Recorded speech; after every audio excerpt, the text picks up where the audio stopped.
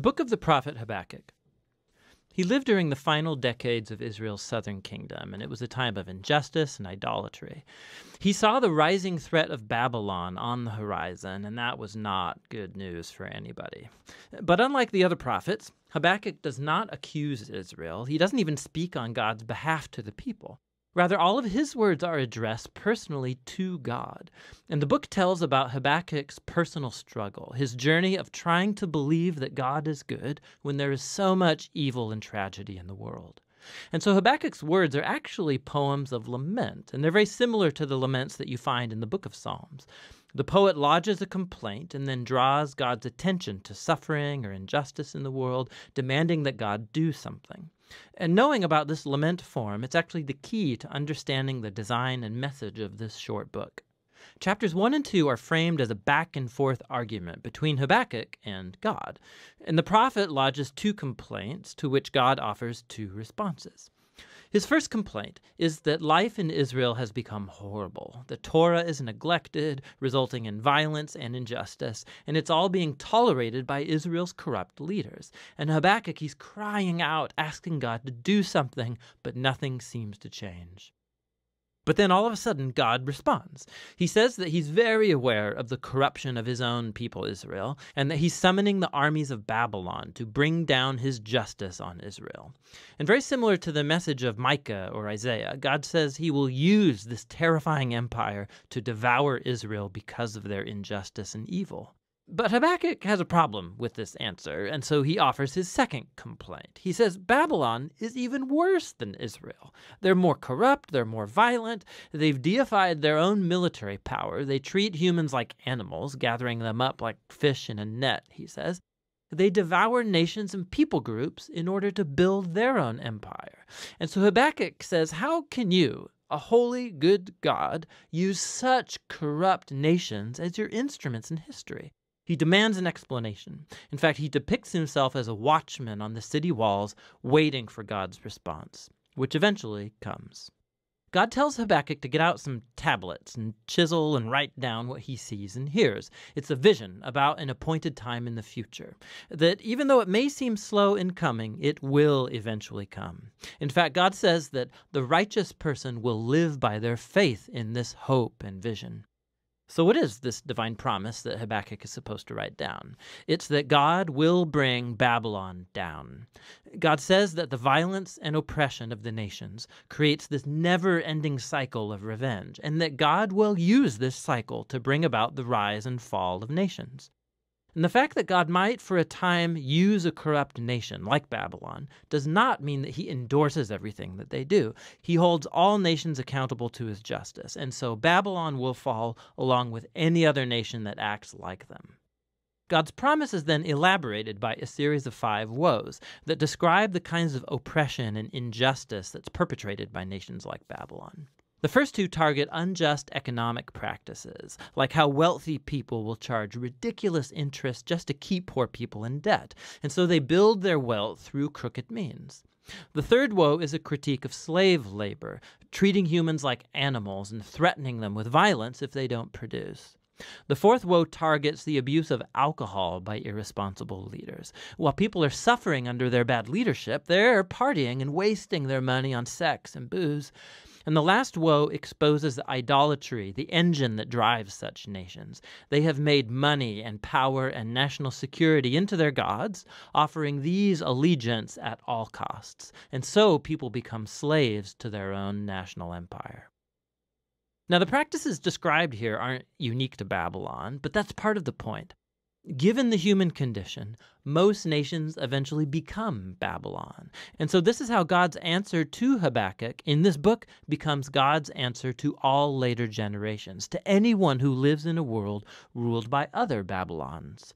But it leaves the question hanging. Is God going to let this cycle, the rise and fall of Babylon-like empires, go on forever? And that question is what chapter 3 is about.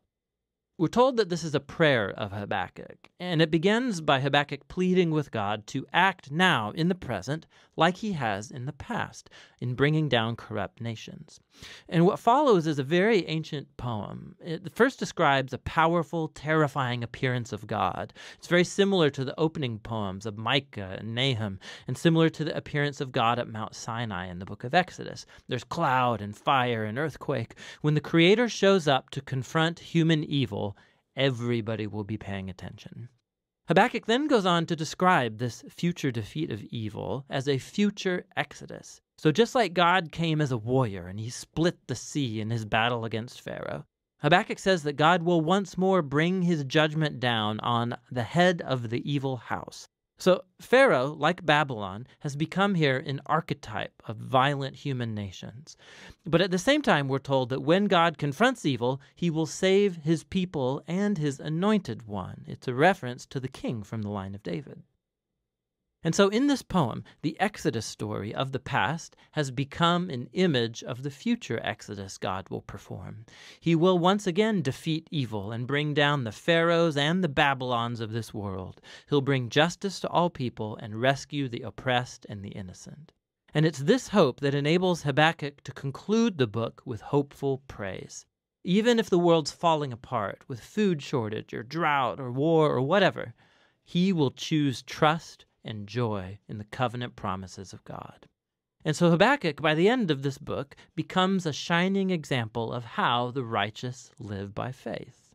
Habakkuk recognizes just how dark and chaotic the world and our lives can become, and he invites us into a journey of faith, of trusting that God loves this world more than we do, and that he will one day deal with its evil. And that's what the book of Habakkuk is all about.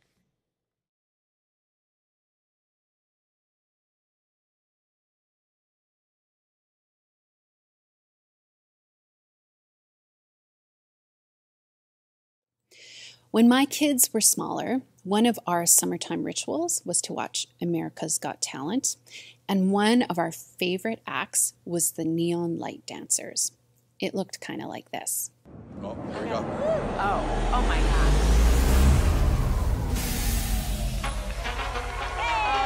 Whoa! Nice job.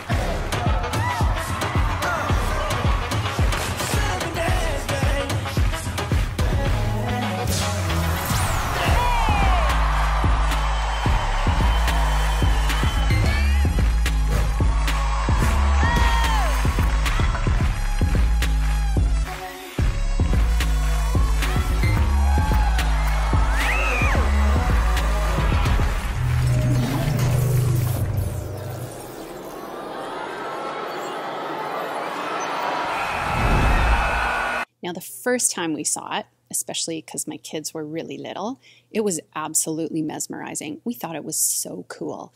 How did they do it? What was going on? And then the lights came up, and this was revealed.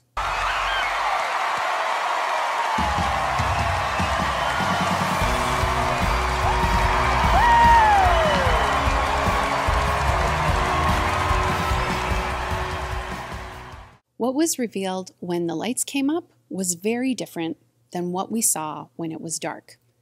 With the lights on, it was clear that there was way more going on behind the scenes than we could perceive in the dark.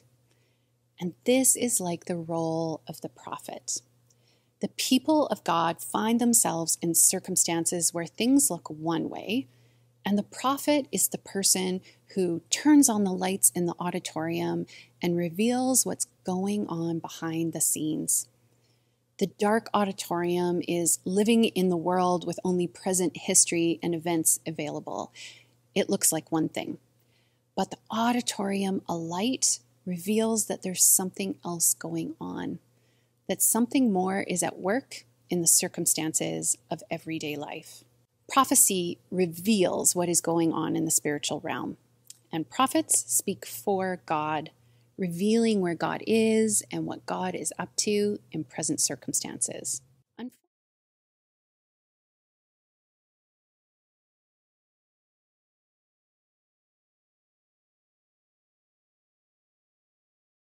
Now, in the book of Habakkuk, God does pull back the curtain. God does flip on the lights. God does reveal that there is more going on. But it's not really the message that Habakkuk wants to hear. Now, one of the ways that Habakkuk, and really all of the prophets, make sense of the fact that it feels like God has left them is through their understanding of covenant. So let's go way back again in Israel's history.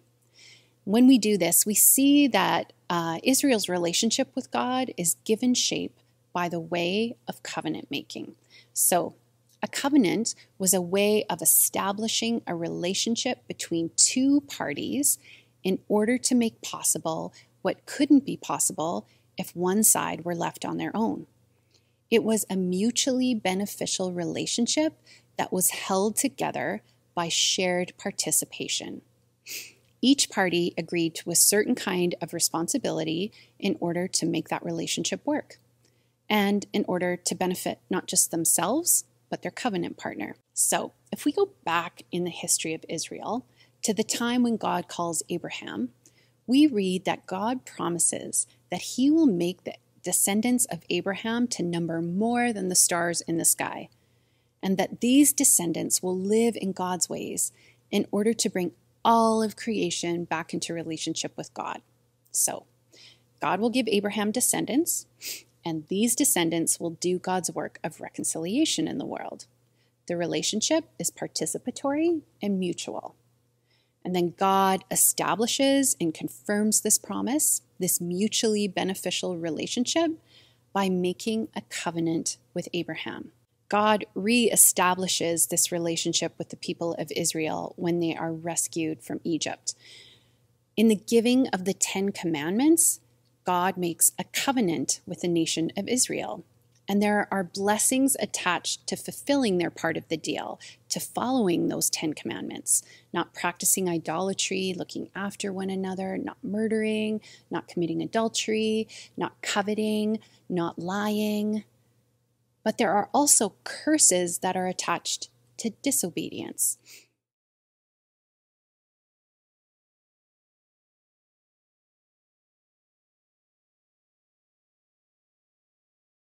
So this overview of Habakkuk brings us today to the Lord's Supper. Just like Ephesians brought us to the Lord's Supper, just like Leviticus and the Gospels and summer Sundays and winter Sundays bring us back to the Lord's Supper.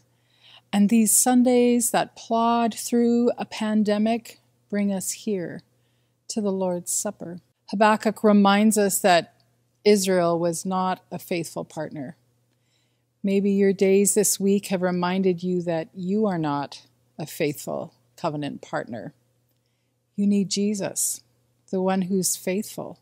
This meal is part of our identity. It's to remind us of who we are, of whose we are. We belong to Jesus. We follow Jesus. And Jesus was the faithful covenant partner who invites us now to eat with him. And the thread of memory through this meal goes back to the early days of God shaping his people when he saved them from slavery.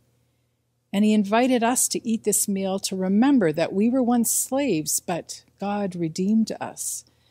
And then, when Israel was lost, wandering through the wilderness with no source of food, God rained bread down on them in the wilderness. Remember?